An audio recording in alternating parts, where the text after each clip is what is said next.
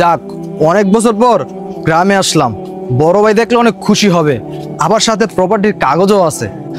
ভাই ভাই ভাই ভাই আমার একটু পানি দেন, আমার না অনেক তৃষ্ণা পাইছে। আচ্ছা, পানি খাবেন? এই নেন।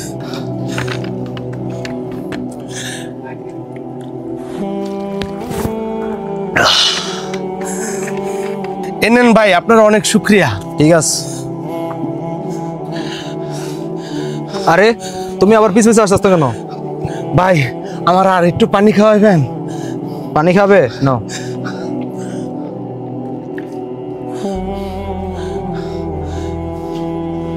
আরে, হয়তো সব পানি খেয়ে ফেলছে।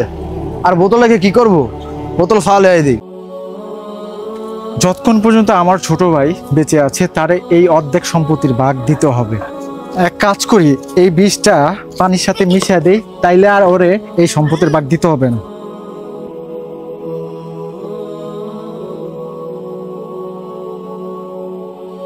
বড় ভাই, আসসালামু আলাইকুম। ওয়ালাইকুম সালাম। ভাই অনেক দূর থেকে আইছিস, এই নে পানি খা।